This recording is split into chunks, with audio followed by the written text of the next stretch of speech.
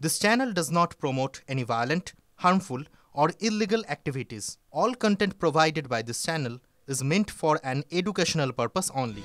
কেন্দ্ৰীয় বিত্তমন্ত্ৰীৰ ঘোষণা অনুসৰি 12 লাখ বা তাতকৈ কম আয়ৰ লোকে এটকাও কৰ দিব নালাগিব। কিন্তু যিসকলৰ আয় 12 লাখ টকাতকৈ অধিক তেওঁলোকৰ বাবে নতুন কৰ স্লেব ঘোষণা কৰিছে কেন্দ্ৰীয় বিত্তমন্ত্ৰীয়ে। সেই কৰ স্লেব অনুসৰি প্ৰায় 4 লাখ টকালৈ কোনো কৰ আদায় দিব নালাগে। কিন্তু নতুন স্লেব অনুসৰি 4 লাখ টকাত কৰ হ'ব 5%। কাৰোবাৰ উপাৰ্জন যদি 12 লাখ 100 টকা হয় তেন্তে তেওঁ কিমান কৰ দিব লাগিব?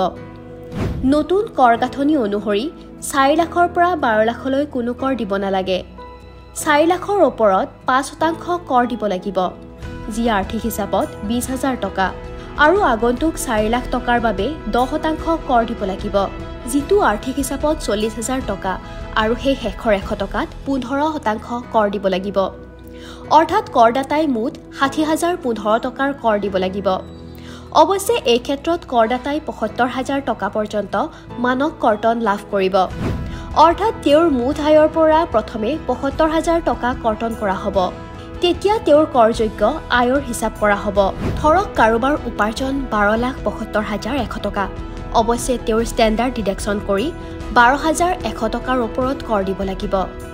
অৰ্থাৎ 12.75 লাখ টকা পৰ্যন্ত আয়ৰ ওপৰত কোনো কৰ আদায় দিয়া নহ'ব। News desk report, TV9 Assam.